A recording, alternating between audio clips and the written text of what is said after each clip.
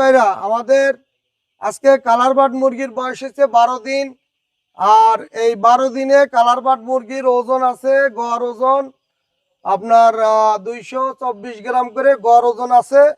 আমাদের খাবার খাইছে টোটাল 22 বস্তা। 12 দিন শেষে 22 বস্তা খাবার খেয়ে মুরগির গড় ওজন 224 গ্রাম, অর্থাৎ এফসিআর আছে প্রতি বস্তায় 47 কেজি।